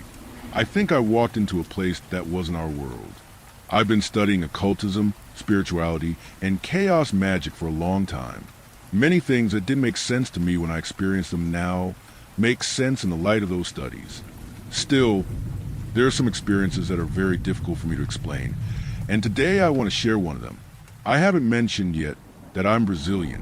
What I'm about to tell happened in 2003 in the small town where I lived called Moreno, in the state of Pernambuco. First, I need to give a bit of context. Moreno is what we call a bedroom community. Most of the adults who live there left in the morning to work or study in nearby cities, returning only at night to sleep and start all over again the next day. My parents were no different. 2003 was the first year I started staying home alone. My parents would drop me off at my grandmother's in the morning. After lunch, the school van would take me to school for the afternoon. At the end of the day, the van would drop me back home, where I'd stay alone for a few hours until my parents arrived for dinner. The street I lived on was a dead-end slope. There were 3 parallel dead-end streets branching off from a main road. Mine was the third. Everyone in the neighborhood knew each other. So my parents sort of trusted that I'd be safe, because the neighbors would be keeping an eye out. That day, the teacher assigned a homework project in pairs. One of my classmates, Olive, lived on the street next to mine, so he was the obvious choice. It was the start of the school year, and he hadn't been to class yet, probably sick with a cold or something. I volunteered to pass along the details and do the work with him so he wouldn't lose points. I wish I could remember which subject it was for, but I can't. I just remember the assignment involved making something on poster board to present the following week. At the end of the day, the school then dropped me at home. I'd always been a very sheltered kid and rarely allowed to go out and play. That year was my first taste of freedom, and like every kid left home alone for the first times, I was eager to use my independence. When I got home, I didn't even change clothes. I just grabbed a snack and left. It must have been around 5:30 p.m. The street was strangely empty, which was rare. I decided to tell the neighbor we were closest with where I was going, so she could tell my parents if they got home before me. I called and called, but no answer. Unlike most Brazilian neighborhoods, ours didn't usually have walls around the houses. The front doors were often just barred gates that led to a porch, and then another door to the living room. Since her living room door was open, I could see inside to the gate, TV on, lights on, but no sign of anyone. I figured she'd stepped out to buy bread or something. I was too excited to go to a friend's house for the first time to wait, so I just tossed my house key onto her porch so my parents could get it from her if they arrived before me. We only had one key back then. Looking back, things were already strange at that moment. The street that always had people out front was empty, but at the time, I didn't think anything of it. I just headed down to the street below. The sky was painted in blue and red, with the first stars peeking through. At the start of my street, where it met the one below, there was a fork. To the left, the road out of the neighborhood, and to the right, the main street that the other two dead-end slopes branched off from. At the time, I didn't notice, but thinking about it now, the left side had a few people walking around, even a somewhat busy bar. To the right, nothing, not a single soul. I kept going, thrilled with the feeling of being independent and responsible, taking care of myself. Heading to a friend's house, it was all so exciting to me then. When I reached Alep's house, which was on the main street, it was almost night. I called out for nearly 10 minutes, but no one came. I started to think it was strange. I knew he was sick, but maybe he traveled? That didn't make sense though, because I could see lights on inside through the windows. I could also hear the TV. I called again, nothing. Alep's house was on the corner of a main street, and the second slope. There was a side alley leading to the back. I checked the barred gate. No padlock on the latch. I decided to go in, thinking if I called from the backyard, maybe someone would hear me. I opened the latch and stepped in. By then, at most, half an hour had passed since I'd left home. I walked slowly, nervous someone might scold me for coming in uninvited, but still hopeful I'd find Aleph there. Then, from a door that opened into the kitchen, my friend came out. He moved quickly toward me, not like he was going to attack, but in a way that was definitely strange, and grabbed my arm. I jumped, startled. He looked angry. "What are you doing here?" he said quietly, but with clear anger in his voice. It was definitely a weird reaction. I even stammered when I tried to answer. I seriously called, but no one came. "There's a school project," and he cut me off, pressing his finger to his lips for silence, glancing around like he was searching for something outside. Then he pulled me inside. Something about the whole thing felt off, especially his expression. I'd never paid much attention to his eyes before. I remembered them being that shade of brown that can look green in certain light, but here they looked like a sickly yellow. We moved quickly through the kitchen and living room. I could hear someone laughing in another room. Maybe his mother? I wasn't sure if it was a man's or woman's laugh, but I knew he lived only with his mom and younger sister. When we reached the porch, he seemed startled by something. I didn't see what, because I was looking back. I just felt him pulling me down. We crouched behind the low wall of the porch. Something outside was moving, carrying a flickering light. I could see the glow through the gate, but not the source. It looked like fire, maybe a torch. I could also hear footsteps, heavy, dragging ones, like someone wearing cement boots. I watched the light move along the porch, now understanding why we were hiding. When I turned my head, I locked eyes with Aleph, his eyes wide, fingers still to his lips, begging me for silence. Those bizarre yellow eyes stared at me like two marbles, in an expression of desperate pleading for me not to give us away. It lasted only a minute, but it was terrifying. As soon as the light faded, whatever was moving past the house, he whispered, "Go! Go the way you came in." I tried to stand, too scared to argue, but he grabbed my arm again. "Don't look back," he added. I just ran through the living room, still hearing that same laughter, through the kitchen, out the side alley. I clumsily vaulted to the gate and fell hard to the ground. I must have scraped my knee or something. But as soon as I hit the ground, I heard someone calling. "Danilo!" It was my mother, shouting from far away like she was searching for me. And not just her. I heard other people calling my name too, like they were looking for me. When I got up, the street that had been completely empty minutes before was now full of people. The whole neighborhood seemed mobilized to find me. Someone quickly pointed at me. "There he is." And there was a whole commotion. Before anything else, I looked at Olive's house and couldn't believe it. I had just left there, but now the gate was closed, padlocked, all the doors and windows shut. No lights at all. When my parents arrived, they cried, saying they'd been worried sick. I told them I'd only been out of the house for less than an hour. They and the curious neighbors around us exchanged visibly confused looks. "What time did you get home from school?" my dad asked. "About 5-something, like always." I replied, "Honey, we got home at 7 p.m. and we've been looking for you since then." My mom added, still crying, "But I'd left the house at 5:30. There was no way it was 7 yet." "What time is it?" I asked. 11:12, a neighbor said, checking his watch. I looked to my parents for confirmation. They just nodded. After things settled, I went home and explained why I'd left, but I didn't mention the strange events at Allah's house. I just said I'd gone to work on the project with him. I got plenty of lectures. That night, I lay staring at the ceiling for a long time, unable to sleep, tried to make sense of what had happened. As for what happened at Olive's house, maybe there was some explanation. Maybe he was messing with me or something. But how could I have been gone for over 5 hours? Could the clock have been wrong? No. I'd gotten home at my usual time. Left right away without even changing clothes. It made no sense. The truth is, I never found an answer. A few days later came Carnival, meaning 4 or 5 days without school.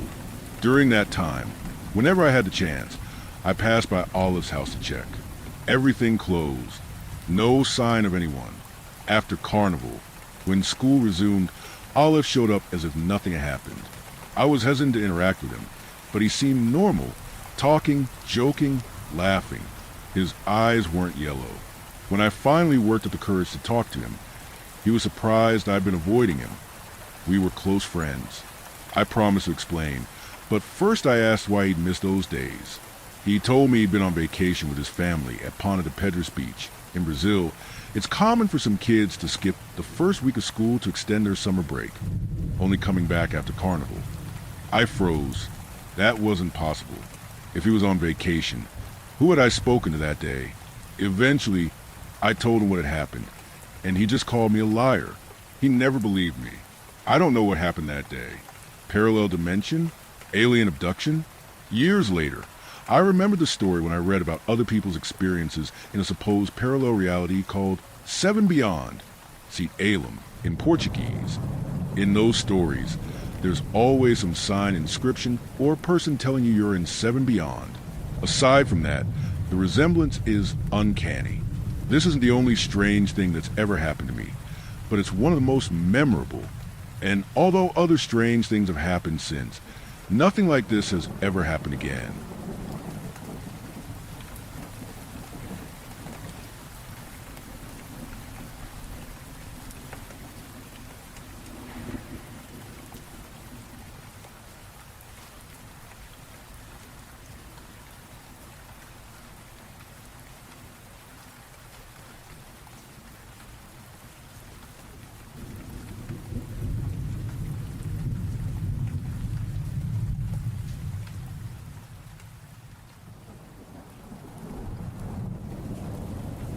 Story 9.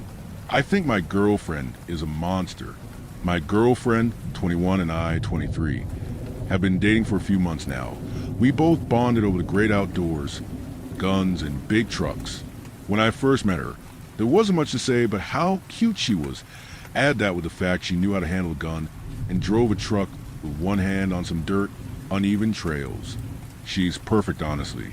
But I'd begun to notice some odd stuff as things started to settle down after the high of our new relationship. She rarely spoke about her parents or any family members. Never even got to learn where she was from, or to be specific, the exact location. All I got was the usual. I flocked from the Midwest. She said it with a chuckle, like she just told a great joke, and gave me this look with a twinkle in her eyes that suggested she didn't want to talk about it anymore. So I dropped it like I always did. Her residence wasn't the only thing that bothered me. She also doesn't seem to sleep from what I know. Well, she does sleep, or at least I think she does. Because there are times when I'd be sleeping and just wake up in the middle of the night and see her in bed next to me, reading a book or just sitting in the dark. And she seems to be fine in the morning, no bags, no fatigue. Just a face full of energy that's ready to take the day by storm. Honestly, I don't know how she does it. Oh, yeah. There's also the dogs and cats thing. She hates pets with passion for some reason. When I suggested a puppy for our shared apartment, she quickly shut down the idea.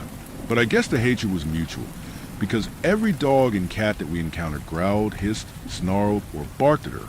There's also this one thing I noticed when we went camping this one time. I didn't think much of it, but it's starting to make more sense now that I think about it.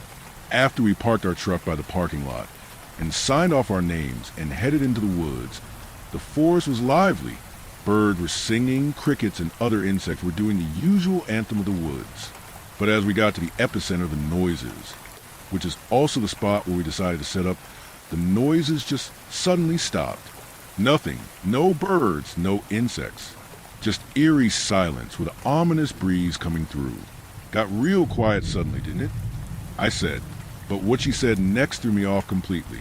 That's just what happens when I'm around. You get used to it after a while. Her face was blank when she said that. No smile, and not even her usual snarky cringe she does usually. She was dead serious. I never really thought much about it at first. But I've been online recently and have seen multiple videos about skinwalkers, wendigos, and other paranormal stuff.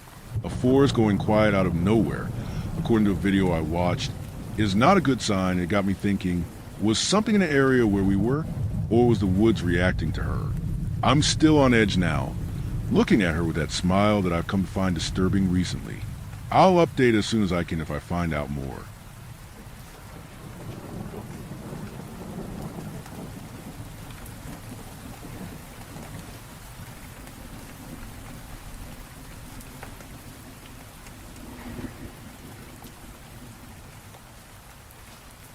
Story 10. I live in rural outback Australia. Trains work differently out here. Rural Australia is a strange place. Most of it is just red desert. Sometimes you'll come across a town or two. I live in one of these towns. Population? About 70 on a good day. Our only connection used to be the Trans-Australian Railway. Ran straight through this town. However, they diverted the track about 15 years ago, now during an overhaul. Runs far away past us now. Quicker too. Luckily we have a road now, so supplies usually come in no trucks now. The track still lies in the middle of the town, cutting through it down the middle. The government never actually bothered to pull it up. Its rusty rails stretch from horizon to horizon. Hasn't been run on in years, so they say, during the construction of this particular bit back in 1916 to 17-ish. The Aboriginals who live on the land said that if they started operating, it would never stop. The white men ignored them, as was common for the time. Completed in 1917, started operating. Weird things began happening, however. Passengers would tell newspapers they swear they saw long, dark things gliding next to the trains at night, or belongings and whatnot mysteriously either disappearing forever or showing up days later charred and burned. A train even derailed once. Killed 8 people, injured 20. They say the cause was a blockage on the rails. But survivors on the train that night swear something big impacted the locomotive up front. Checks out too. The locomotive, which was reported to only suffer minor damage, was taken out of service and deemed too damaged to continue working. Nothing specific ever happened to this town, but sometimes unscheduled trains would pass through. They would always feel off. The whole town would go silent and listen when these trains would pass. The horn would always sound like someone doing a really good impression of one, and the rails grinding under the wheels would sound more like hissing than sparks. Apart from all of these, life would go on usually normally. I have a job working at a repair shop in town, a wife, 2 kids, and friends with pretty much everyone here. It was perfect until last week. It was a surprisingly cold night for the desert. My kids and wife were all upstairs asleep, and I was busy watching TV downstairs. I was deciding whether to go to sleep now or go to sleep later and call out of work the next day. That's when I heard it, a soft clacking of something outside. I couldn't put my finger on what it was at first, but then I heard the horn. Honestly, it sounded more like a scream than a horn, but a horn nonetheless. I fell on the floor, trying to scram to get my coat. I burst out the front door and saw a headlight coming up the track. Could have been a car, but it was too steady and high off the ground to be a car. It came into view. It was an old streamlined engine. The old faded yellow and blue glistened off the front as it pulled into the station across from my house. It was pulling a set of coaches. They were all battered and rusted beyond recognition, somehow still moving. I looked around in bewilderment. Where did this thing come from? Why is it here, and why is no one else hearing this? This track had been disconnected from the main new track, right? Of course it had. It was on the news. What if it hadn't? The thoughts lingered in my mind for a long time. Maybe it was a mistake, but then I looked at the rust covering the thing, and the weird nature it seemed to emit steam, not smoke. It was like something trying its best to be a diesel, but mixing up features of it with a steam engine. I looked around again. Still no one was out. It was like I was the only one who had heard it. I walked toward the abandoned station and climbed the stairs, still not believing what I was seeing. I stood on the platform and looked up at the massive thing. The doors on the carriages had seemed to open without me noticing. I looked inside. Empty. Rusted walls and battered chairs lined the sides as a big red fading carpet lined the middle. I should have stopped there. Should have left and got someone. But I was so eager to figure out what was happening. So foolish. I stepped inside. Big mistake. The doors closed. The carriage rocked forward, like the train was trying to leave as fast as it could. I banged on the carriage door, but it was no use. I screamed, kicked, punched, but it seemed to just take it. I saw the town move further and further away. All I saw now was red sand and black skies. It was quiet. So quiet. Too quiet. I walked, half ran, up the aisle and to the door leading to the carriage in front. I opened it and walked through. Another carriage. Exact same as the previous one, except more warped. I swear the walls were moving, and the color of the chairs changed at least 3 times. The more I walked through different carts, the more they warped. Walls stretched and bent. Chairs rose and shrunk. Doors leading outside eventually disappeared altogether. It felt like I walked for hours. Hundreds of carriages. The outside disappeared eventually. Don't know when. Just did. At this point, I wasn't even in a train anymore. It looked like a cylinder shape with fleshy walls and ceilings. Finally, however, I got to the front, or what was considered the front. There was no controls, just a window looking out the front. All I saw was void and rails, until there was none. I felt myself falling. I don't know where I was. Was I in the train? Was I out of it? I fell and fell and fell until I slammed into sand. I wearily looked up. I was back in the desert. Red sand covered me head to toe, but I was never happier. There was nothing for kilometers and kilometers. I walked for what felt like 4 hours, but was probably longer. I finally saw the town again. It was dusk now. People were out, looking for me. As soon as I was seen, I was taken to the sheriff for answers. I told him everything. He looked at me sternly. Too many weird things had happened in this place for him not believe me. He told me I'll have to stay in a holding cell for a few hours to make sure I didn't bring anything back with me. After a day, though, and multiple tests, I was let go. I haven't told anyone what happened yet. Anyone who asks, Me and the sheriff just say I got drunk and wandered off. My wife was mad at that story, but glad I was okay. Life has mostly returned to normal now. For a few days after I had strange nightmares. Weird colors, insane shapes and visuals. They've mostly worn off now, though. Last night, however, I heard it again. It went past the station this time. Didn't stop. Looks different. Different model of locomotive. Different carriages. Still the same vibe, though. I didn't sleep that night. I'm currently doing research to find whatever is happening. If anything else happens, I'll update.